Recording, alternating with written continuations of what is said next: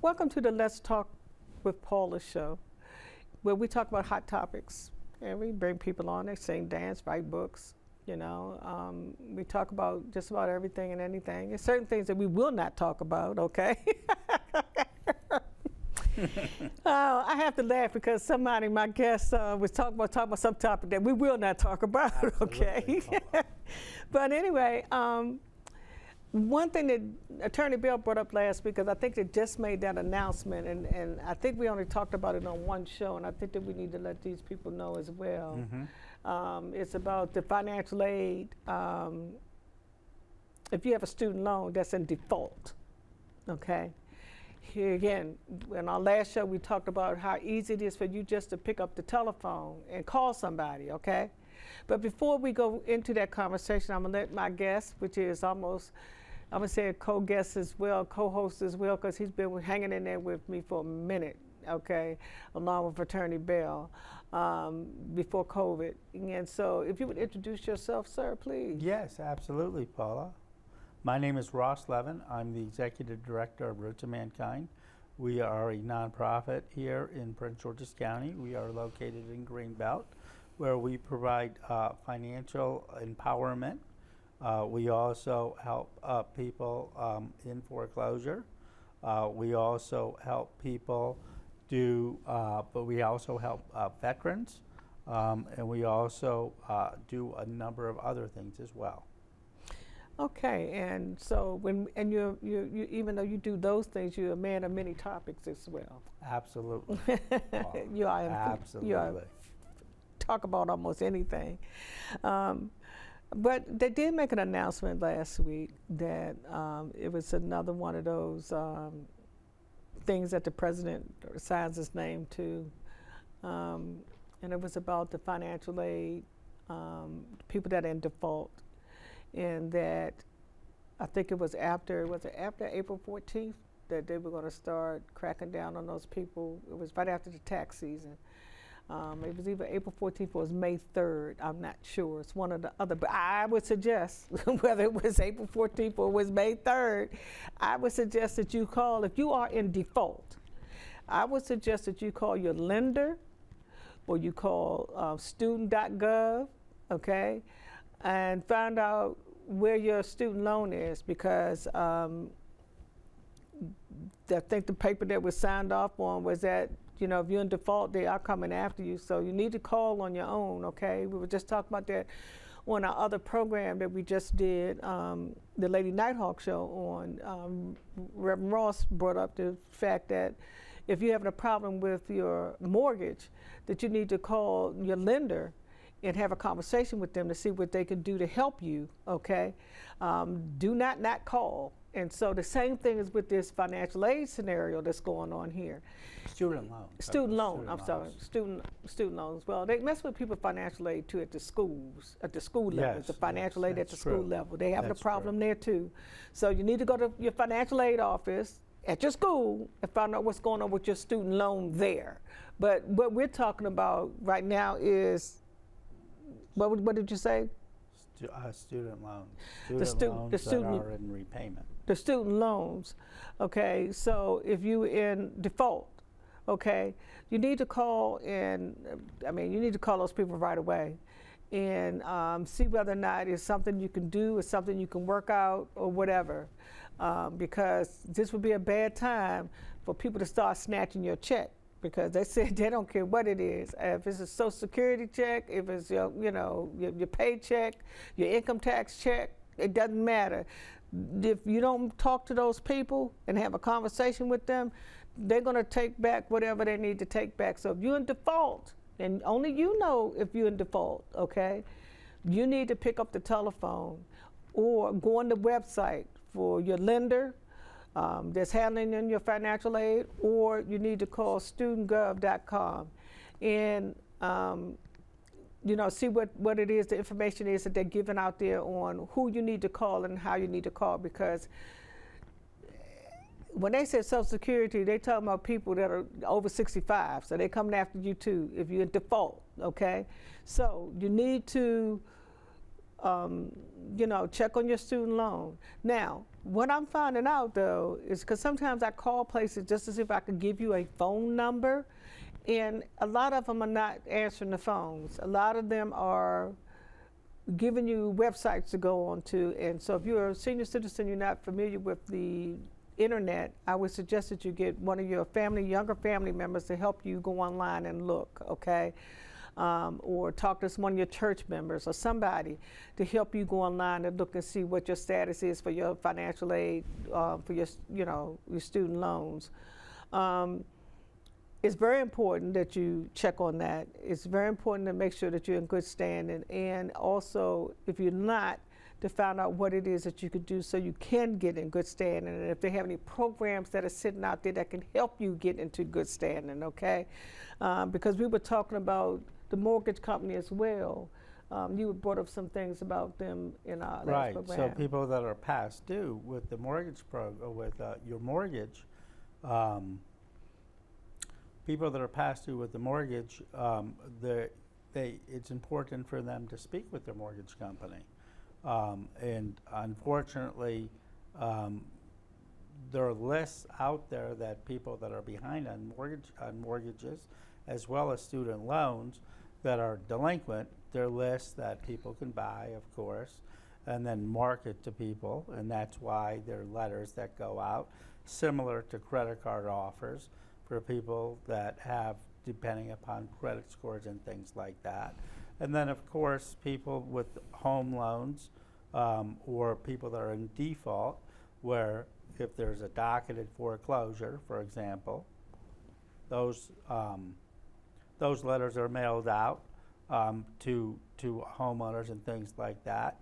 But the thing is that when people do call, they sometimes tend to go ahead and sometimes are not who they actually are, and say that they may be approved, for example, for some type of government assistance program, or for example, a loan modification, or they maybe say that they're approved from some attorney's office in California, or something of that sort.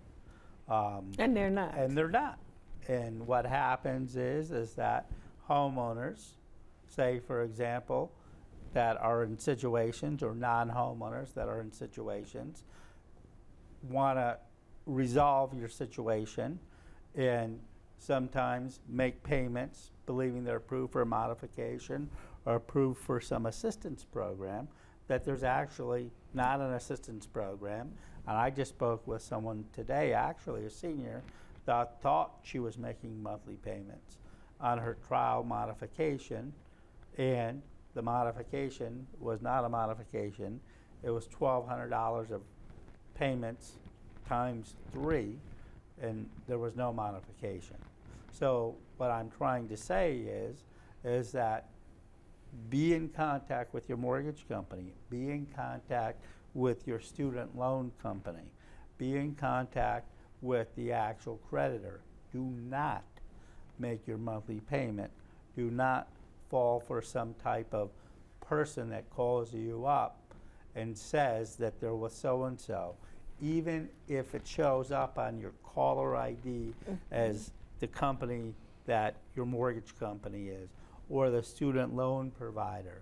Call that company back, even if they have the last 4 digits of your Social Security number, even if they have your account number, even if they have your full Social Security number. Call them back and make the monthly payment.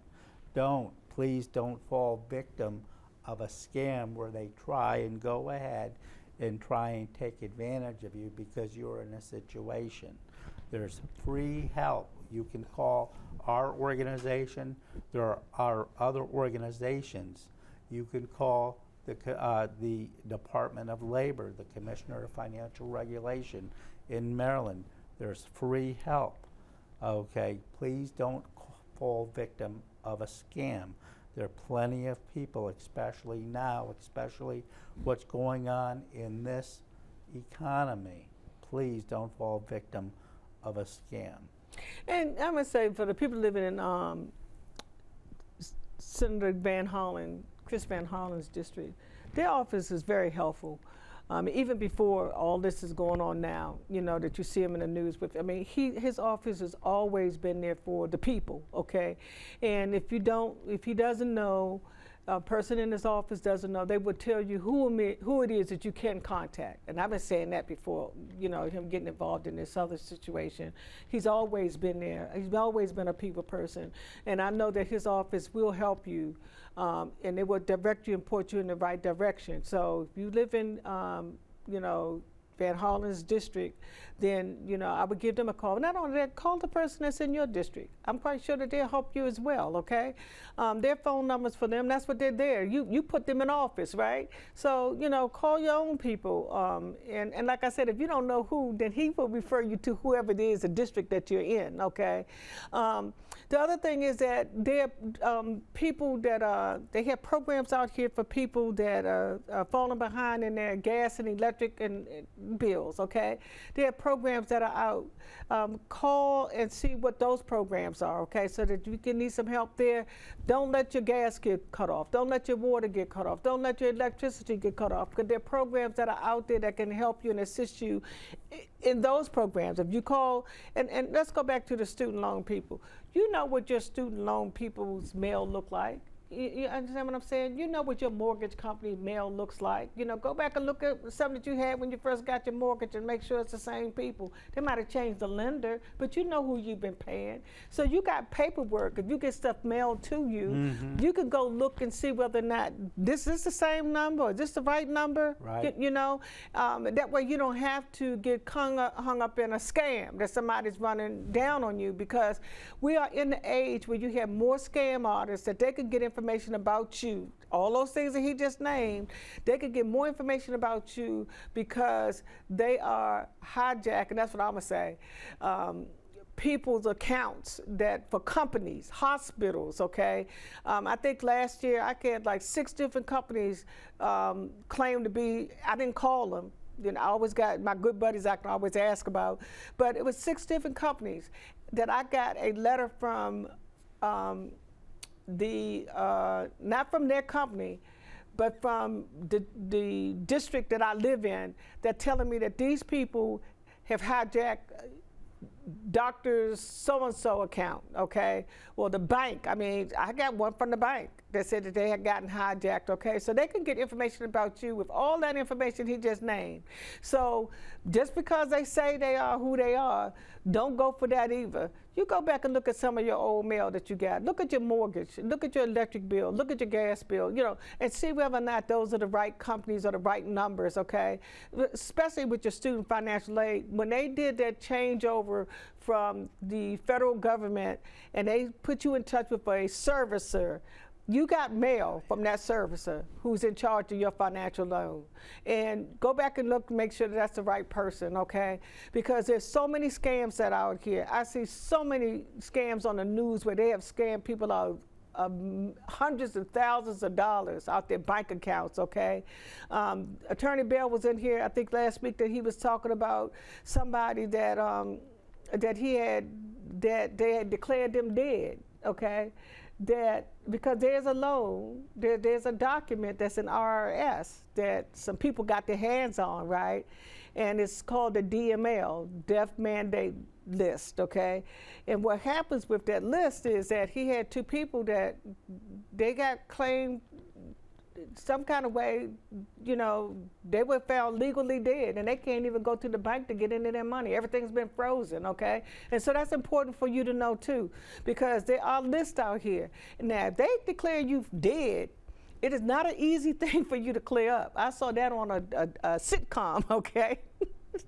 When he was talking about it.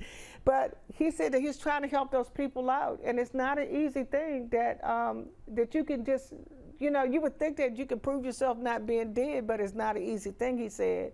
So he's helping out these clients that had been found legally dead. And he explained what happened to one of them was this, that I think it was the child, not the young adult, was on their father's financials, like their bank account and stuff like that. Well, when the father passed, they did notify Social Security, and they also took the name off the the bank account and opened up his own bank account. Well, the bank, he said, sent it to the IRS, and the IRS declared the person that was dead, but they also declared that the person that was helping the parent, okay, which he was still alive, but they said that both of them were dead, okay, and so that's a real life scenario that Attorney Bell told us about last week, okay. So go back and look at that story. So I'm just saying that you have to be really, really careful out here about the way you do business and how you do it, because it's not like you used to.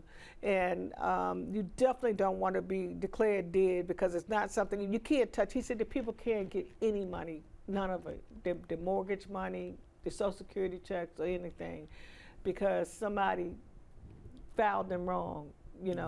Right. That's to the IRS. That's unfortunate. That's Yeah. unfortunate. But as far as the student loans were actually, I believe, serviced by Navient, and now all the servicing is actually being transferred over to the small business, the business administration. You know, so I think that's what's happened.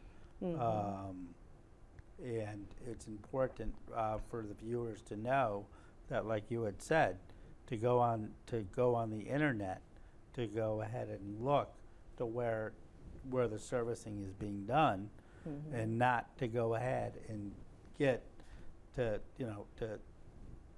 correct information, because if they don't, then what's going to wind up happening is that they're going to get scammed. And you know. Yeah, and so like I said, they're not answering the telephones in a lot of these places, but you know, you don't know whether it's the right people or not. And so you don't even know if you want to call back. You know what I mean? Because it might not be the right servicer, you know. So that's what I'm saying. If you got a letter when they first started this, you should have had a letter telling you that the student government, the student loan people were not, I used to work on student government, student loan people now not servicing your loan, that XYZ is servicing your loan. You should have some document at your house, okay? Right. Go back and look for your document and make sure that you're talking to the right people to see what's going on and where you are, because it's just really a shame, because Attorney Bill showed me his phone. My phone is supposed to be doing that, but it's not. He has an Android, and he showed me how many scam calls that comes through on his telephone in the course of a day. I don't know if iPhone does that or not, but I do need, you know. Yeah, it shows the scams. Yeah. It shows, and they actually were talking about how now they're trying to use the voice, and there's some apps that you can be able to put on your phone to get those, to you don't answer your phone, and it's something like that. But yeah, I mean, they're scams. They're scams. The scams aren't good. They're always going to be scammers. Yeah, So. but when I got it from I got one from iCloud last year that said that they had been scammed, and I told y'all about that. Then I told y'all about that. Then it was the bank. It was iCloud, it was my doctor's office, and they all ain't all coming at one time, but they came into a period of time, and they were saying that they had gotten scammed. Right. Yeah, you've got to go ahead and make sure that you update your phone, and make sure you have all your security settings up to date, and make sure everything is set up right. Otherwise, and update the phone and make sure everything's updated, because if you don't, then you're gonna become a victim, and being well, you're already a victim once they call your house, but you can become more victimized by answering the people that are not really the people that you think that you're talking to, you know. So the thing was that if they're mortgage lender, let's say for instance you got somebody that you got a modification for, this just came in my head. You got a modification for. Do they notify you too, as well as the lender, that they're getting ready to do something different? It depends. It depends. If the homeowner's not responsive, they will. Oh, okay. Yeah, because I was just wondering, and if in fact, you got the modification and you did it for them, and whether or not, if they have not gotten in touch with the person not, they can call you. Absolutely. And If then the you would call homeowner- them. Right. Okay. If the homeowner's not responsive, Okay. then they will. Okay. Absolutely, they Okay. will. So that's one thing about having somebody like you that that's going to go Right. back and call you Exactly. and let you know and get in contact with you and let you know that, hey, look, this is for real. They're trying to get in contact with you. And if you want, and you're the type of person that said, you can come to my office, make an appointment, and we'll sit down and call them together. Absolutely. Absolutely. And those are the kind of people that you need that's on your side, that's going to sit down with you if you don't know how to do it by yourself, or to make sure that you talk to the right people. I know that Mr. Levin's office will do that. I've heard him tell other people, hey, well, if you need me, call me. You can make an appointment to the office. I ain't marking you. But he said, you can make an appointment in my office with me, and I'll sit down and make that call for you, And so you got to be careful who you're dealing with out here, guys, because you just don't know. Everybody's in hard times, and people trying to do stuff every way, to get over on people. And it's a shame that you just can't be as trusting as you used to be, but you need to know, though, who to go to the right people, which websites look so familiar now.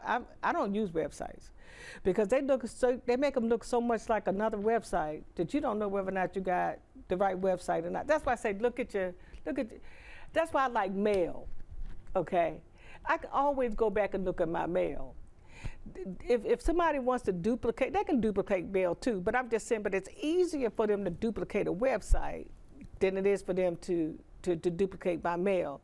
Now, I think the worst thing that they could do for the American people now, and I say this, you pray for the United States Post Office. The Post Office has been around since on horses, okay? They were delivering your mail on horses. You do not want them to do away with the United States postal system, okay? So you need to call your district leader or somebody and let them know, please do not touch my Social Security, do not touch my health, do not touch the post office, okay? Because those people have been delivering your mail on horseback. Okay, that's how long they've been around, okay? And I don't know. I just don't know what to say, Ross. I really don't. Because if you put everybody online, then it's easier for them to, scam you online than it is for them to do your mail. Yeah, you can get false mail. I'm not saying that that's foolproof, but at least I know what that mail looks like. I know who my servicer is. And I know who I talk to. Right. Online, if I don't know who it is, I Google it. I might get 3 or 4 different places. Well, then it's because which one do I choose? Which one do I choose? Well, you just need to be vigilant today. You just need to know to look and to be able to go ahead and do your research and just make sure that you know what. Everybody's entitled to choices and to be able to pick. But the thing is that you just have to know and look and make choices and, make the right decision. Now, I had phone numbers for everybody that I had. When I get a paper, something, I put their name and put it on my phone. My son told me that he didn't know, what do you call those people that store stuff?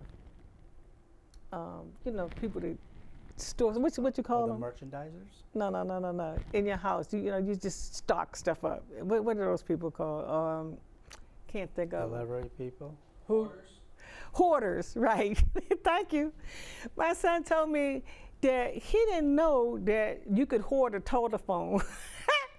He said, I'm a hoarder of my telephone. And he's not lying. Okay, if I pulled out my telephone right now and show you all the stuff that I have on it, you would say, for real, okay? And I really do. If it's an unknown call and you don't want to leave a voicemail, then you go on my uncall list, no voicemail. Because if you really want me, you're going to leave a message, okay? If you don't leave one, that gives me a sign to say, oh, you don't want to leave a message, then you don't want to talk to me, But I do. I mark everything, and he said, yeah, he said, Ma, I would never believe. He said, you probably the only person now. He said, if other people hoard, they probably hoarding their telephones like you are. Mm-hmm. And that's no joke. I mean, I try to make it so that if I need to go back and look at something, then I know, you know, who to go to. Right. My Right. go-to person. Uh-huh. And so you just have to find your own way, your own technique, you know, on how you're going to keep information when you get it and make sure that it's the correct information. And I guess that's the best information that we could give you. Just make sure that you're talking to who you think you're talking to. If not, hang up the telephone, you know. Or you could just say hello, and if they don't say anything else, then you don't want to talk to them anyway, because if you say hello, they should tell you who they are, right? You would think so, but you never know nowadays. Nowadays, you never know, You know? especially with these auto dialers, and you have Yeah. people calling, and with local numbers, it's this, you know, I think caller ID is the worst. Yes. It's not like it used to be, No. where you call and say hello, Yep. and you don't know who you're talking to on the other line. Nope. You know, nowadays, it's not the same. Caller IDs is I think not good. It's not. It's not. It's not good. It's not the same. Because you you answer the call and you already know who you're talking to. Mm-hmm. You know? Right, right. Well, everything has changed. We just have to be more diligent in making our own system to make sure that we're safe. Right. You know, and it's about the way you do it. I mean, everybody doesn't do everything the same way, but it's the way you do it and the way you keep it safe. You know, and I appreciate you coming on so much. Thank you so much, Paula. Always, and you know, for the information that you shared with our guests that they needed to know about, and yeah, I hadn't thought about the telephone Yeah, well, call ID, so thank you Yes. for that information. absolutely, Paula. So I hope that everybody had a great and wonderful holiday, no matter what religion that you are in. I hope that it was blessed, okay? And we want to say, you know, let's talk with Paula, that we want to say thank you for being our guest. Thank you for Reverend Ross being around with us for as long as he has. And he continues to come in with more information that he can pass along with you. And you can call Absolutely. him. He already said, give him the phone number right quick. The phone number is 301-899-6800. Okay, and then with that, we're going to wave to you and say good night. Good night.